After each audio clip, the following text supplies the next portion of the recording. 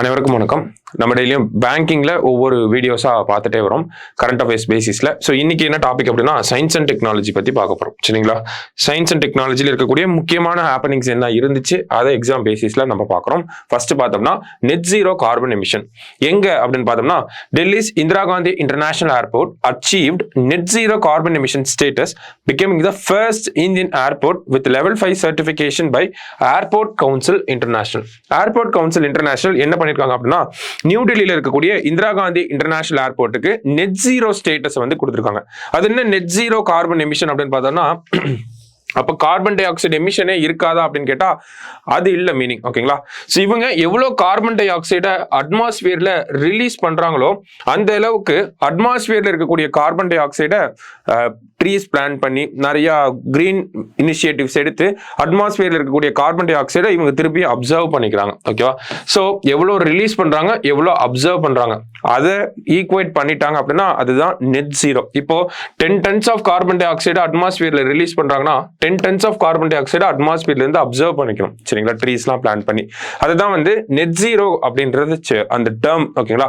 So net zero carbon emission achieve பண்ண ஒரு இந்தியாவோட ஃபர்ஸ்ட் இன்டர்நேஷனல் ஏர்போர்ட் எது அப்படின்னா இந்திரா காந்தி இன்டர்நேஷனல் ஏர்போர்ட் இன் நியூ டெல்லி. இந்தியா கூட நெட் ஜீரோ டார்கெட் 2017 பஞ்சாமர் டார்கெட்ல வச்சிருக்காங்க.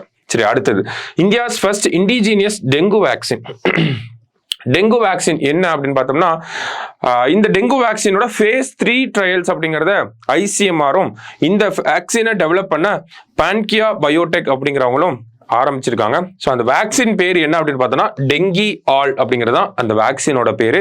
யார் டெவலப் பண்ணியிருக்காங்க அப்படின்னு பார்த்தோம்னா பான்கியா பயோடெக் அப்படிங்கிற இந்த பிரைவேட் ஆர்கனைசேஷன் தான் டெவலப் பண்ணியிருக்காங்க. சரியா? அடுத்தது India named 3 under water structures in Indian ocean அப்படின்னு கொடுத்துருக்காங்க. ஸோ ஜஸ்ட் என்னன்னு தெரிஞ்சுப்போம். இந்த இடத்துல இருக்கக்கூடிய இடத்துக்கு சந்திரகுப்த் ரிச் அப்படின்னு சொல்லியிருக்காங்க.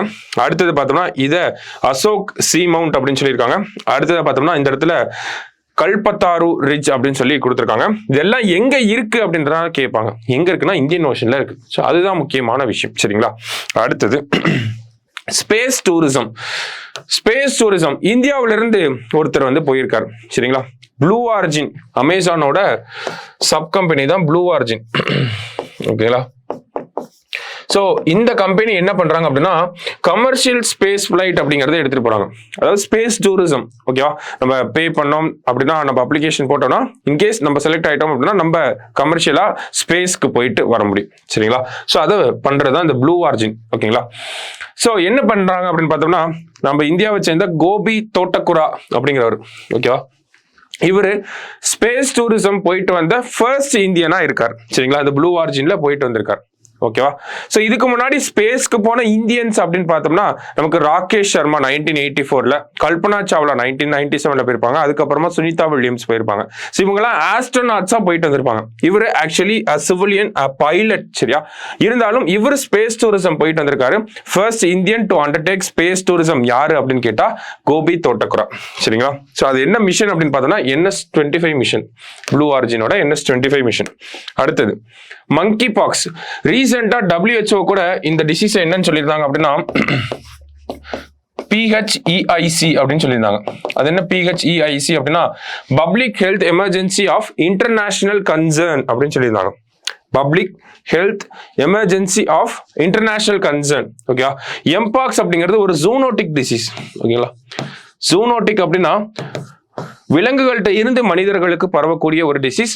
அண்ட் தென் இப்போ எனக்கு மங்கி பாக்ஸ் டிசீஸ் அஃபெக்ட் ஆயிடுச்சு அப்படின்னா என் கூட இருக்கக்கூடிய க்ளோஸ் கான்டாக்ட்ல இருக்கவங்களுக்கும் அந்த டிசீஸ் ஸ்ப்ரெட் ஆகும். ஓகேங்களா? இருந்தாலும் மோஸ்ட் எதன் மூலயமா அதிகமா ஸ்ப்ரெட் ஆகுது அப்படின்னு பார்த்தோம்னா செக்ஷுவல் கான்டாக்ட்னால தான் அதிகமா இந்த டிசீஸ் அப்படிங்கிறது ஸ்ப்ரெட் ஆகிட்டு இருக்கு. ரீசெண்டா public health emergency of international concern அப்படின்னு சொல்லியிருந்தாங்க. ஸோ அதை பத்தி தான் இந்த இடத்துல கொடுத்துருக்காங்க. முக்கியமான இன்னொரு விஷயம் என்னன்னா எம்பாக்ஸ்க்கு வந்து வேக்சின் அப்படிங்கிறது இது வரைக்கும் இல்லை. சரிங்களா? லாஸ்ட் வீக் தான் என்ன பண்ணிருக்காங்கன்னா ஒரு வேக்சின் அப்படிங்கிறத கண்டுபிடிச்சிருக்காங்க.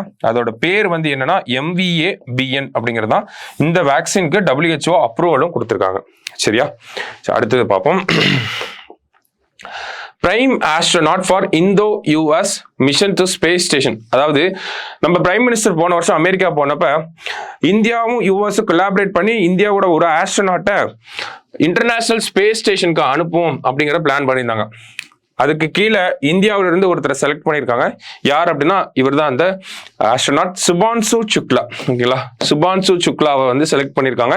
ஸோ இவரை பத்தி நம்ம பின்னாடி பார்ப்போம், யார் இவங்க அப்படின்றதெல்லாம் நம்ம பார்ப்போம். சுபான்சு சுக்லாவை இந்த மிஷனுக்கு ஐஎஸ்எஸ்க்கு போகக்கூடிய இந்த மிஷனுக்கு செலக்ட் பண்ணியிருக்காங்க.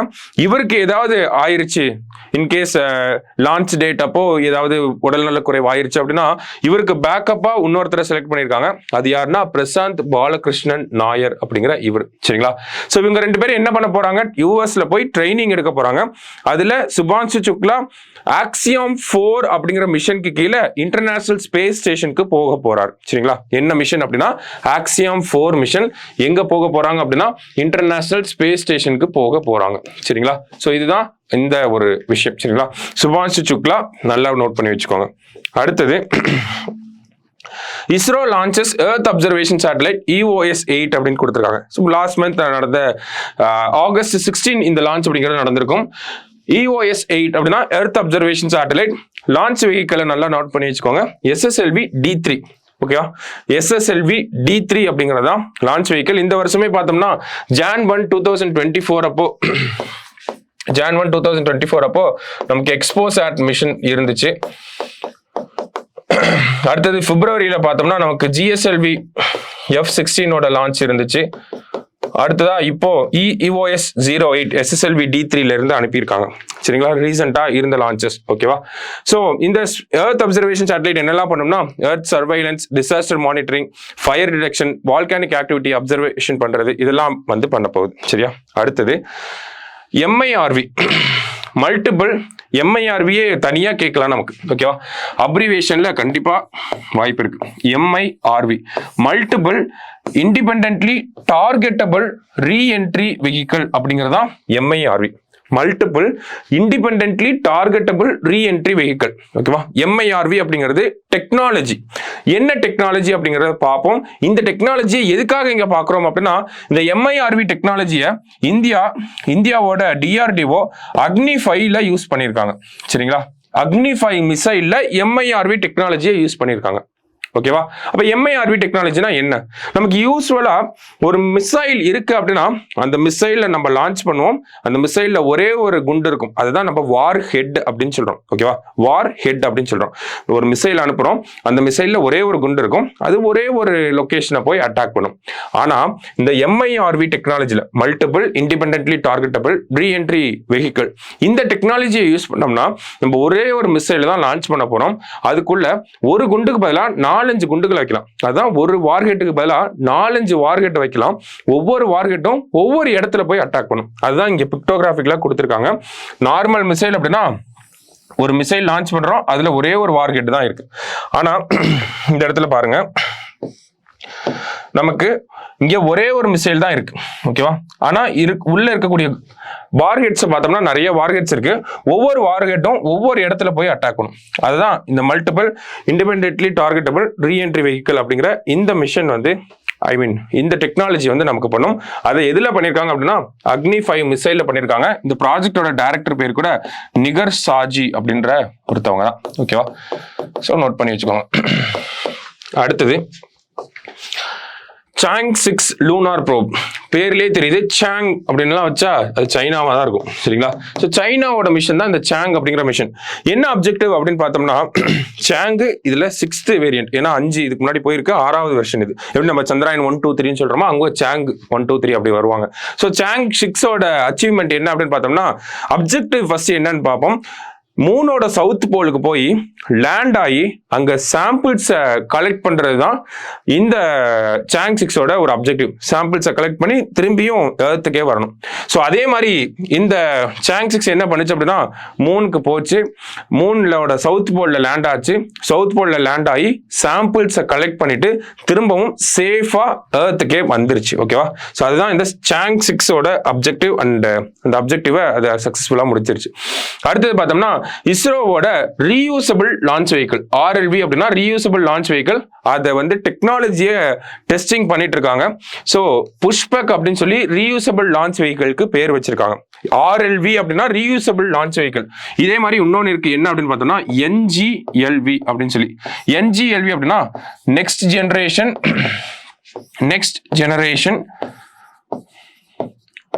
லான்ச் வெஹிக்கிள், எல்வி அப்படின்னா லான்ச் வெஹிக்கிள். சரியா, நெக்ஸ்ட் ஜெனரேஷன் லான்ச் வெஹிக்கிள்.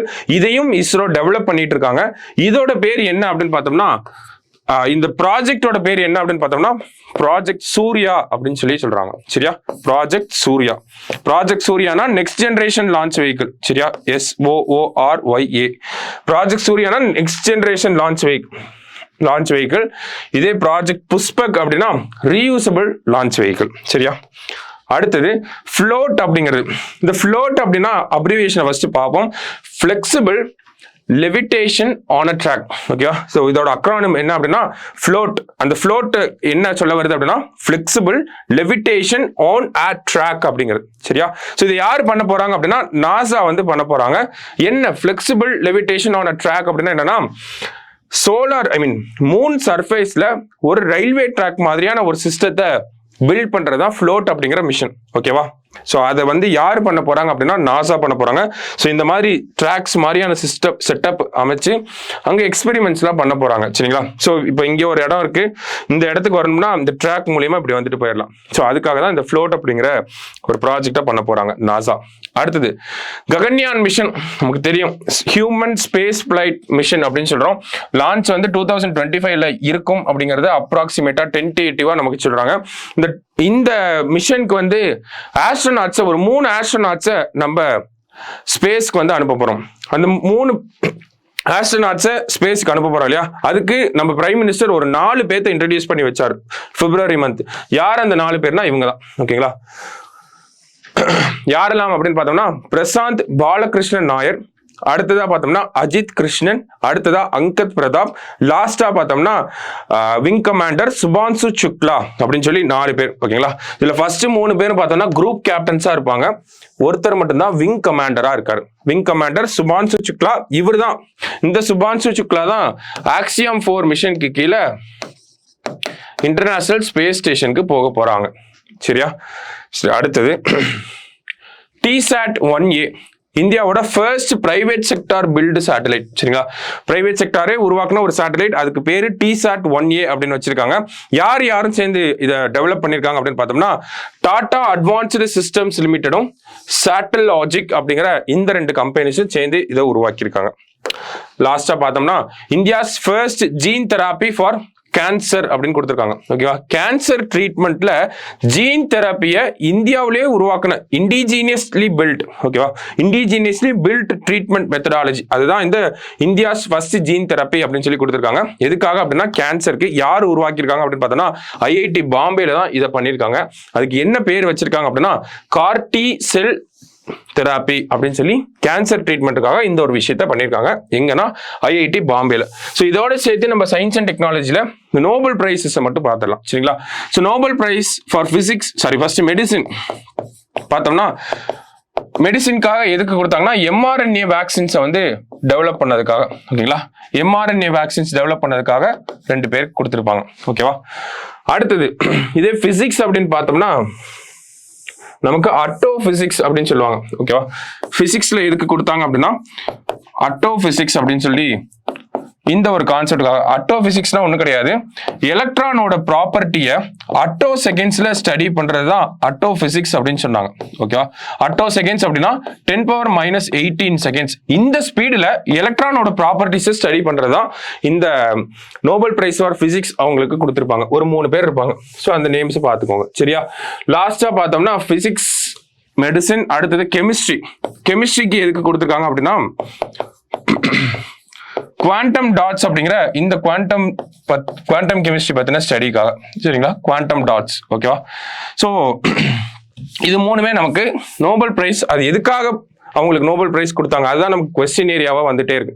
சரியா, ஸோ அந்த ஒரு கான்செப்டையும் நம்ம பார்க்கணும். சரிங்களா, ஸோ இந்த வீடியோவில் சயின்ஸ் அண்ட் டெக்னாலஜியில் முக்கியமான விஷயங்களை நம்ம பார்த்துருக்கோம். இன்னொரு வீடியோவில் இதே மாதிரி முக்கியமான கண்டென்ட்ஸ்ல மீட் பண்ணலாம். தேங்க்யூ.